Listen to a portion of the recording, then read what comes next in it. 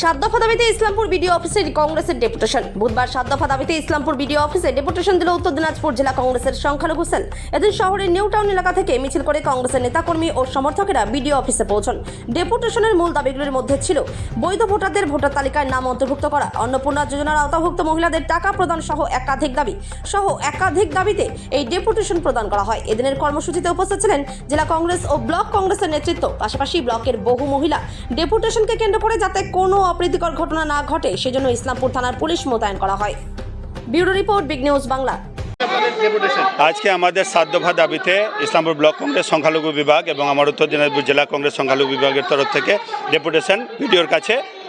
যে সাত দফা দাবির মধ্যে মূল দাবি যেটা এসআইয়ের সাধারণ মানুষের হয়রানি, এসআইয়ের নিয়ে যে এখন সাধারণ মানুষ আজকে হয়রান হচ্ছে। বিগত অ্যাসেম্বলি ভোটের পর থেকে এখনও অনেক আমাদের প্রায় 91 লক্ষ ভোটার বাংলায়, আমাদের উত্তর দিনাজপুরে 4,80,000 ভোটারের নাম এখনও বাদ আছে, সেগুলো তোলা হচ্ছে না। বৈধ ভোটারদের নাম ডিলিট ভোটারের তালিকায় আছে এবং বাংলা আবাস যোজনার নামে যে গ্রামগঞ্জে এখনও দুর্নীতি বন্ধ হচ্ছে না।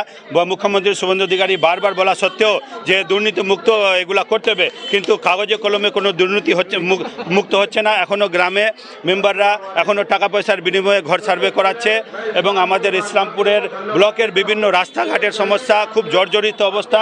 ইসলামপুর ব্লকের রাস্তাঘাট, হসপিটাল, স্বাস্থ্য ব্যবস্থা, ব্লক তথা শহরের সমস্ত স্বাস্থ্যকেন্দ্র, হাসপাতালের স্বাস্থ্য ব্যবস্থা খুব জর্জরিত, খুব তলানিতে। এইসব বিভিন্ন বিষয় নিয়ে মূলত সাত দফা দাবিতে আমাদের আজকে ডেপুটেশন ভিডিওর কাছে। এই ডেপুটেশন সফল না হলে কি করবেন? এটা এরপরে আমি বড় আন্দোলনে নামবো। এটা আজকে আমি প্রায় 2-3 হাজার লোক নিয়ে আমি এসেছি। এরপরে আরও বড় ধরনের আন্দোলনে নামবো। এটা জাস্ট আমাদের হুঁশিয়ারি। আজকে ডেপুটেশনের মাধ্যমে আমরা ভিডিওকে অবগত করতে চাই যে আগামীতে আপনারা যত তাড়াতাড়ি সম্ভব, পৌরসভা ভোট আছে সামনে, পৌরসভা ভোটের আগে যাতে বৈধ ভোটারদের নাম পুনরুদ্ধার করা হোক। এখানে প্রায় 1000 সংখ্যক মহিলা এসছে, সবাই ডিলিট ভোটার, বৈধ এদের নাম অ্যাডজুডিকশনে আছে। তাদের একটাই দাবি যে যত তাড়াতাড়ি সম্ভব এই এসআইআর হয়রানি বন্ধ করতে হবে। হ্যাঁ, এটা আমার ইসলামপুর ব্লকের বিভিন্ন এলাকার প্রত্যেকটি পঞ্চায়েত থেকে এখানে এসছে এরা। আপনার নাম এবং কি পদে আছেন? আমি মুজিবুর রহমান, আমি উত্তর দিনাজপুর জেলা কংগ্রেস কমিটির সংখ্যালঘু সেলের চেয়ারম্যান। বিষয় হচ্ছে আজকে টোটালি 7টা দাবি আছে।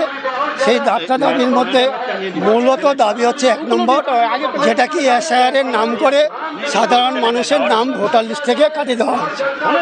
আমরা দেখলাম যারা সঠিক ভোটার, ন্যায্য ভোটার, তাদেরকে অ্যাডজুডিকেশনের নাম করলো, আবার ট্রাইব্যুনালের নাম করছে, তাদেরকে এখন ডিলিট করে দেওয়া হয়েছে। এই বিভিন্ন ধরনের ট্রাইব্যুনাল থেকে যে চক্রান্ত, আমরা এই চক্রান্তর প্রতিবাদে আমরা তার আজকে এই যে ডেপুটেশন আমরা চাইছি। অতগুলো ঝঞ্ঝাট আমরা মানি না।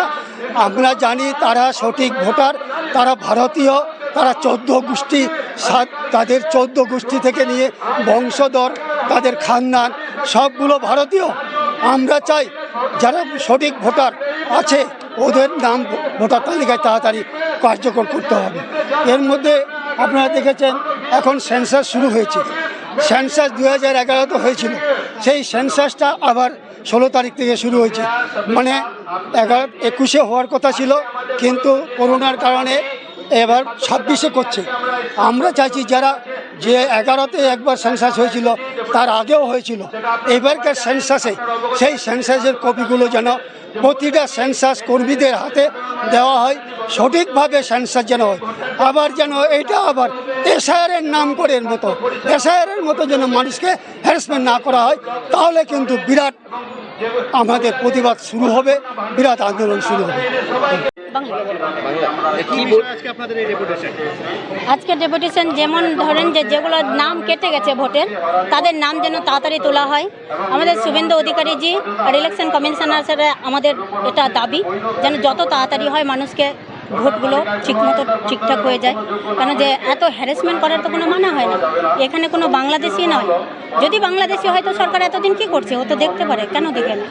ইলেকশন ভোট হয়ে যাওয়ার 4 মাস হয়ে গেল, 4 মাসের মধ্যে তো এতদিনে কী করছে সরকার? আর তার মধ্যে আরেকটা ব্যাপার হচ্ছে যে অন্নপূর্ণা ভাণ্ডারের নামে মানুষকে হ্যারাসমেন্ট করছে।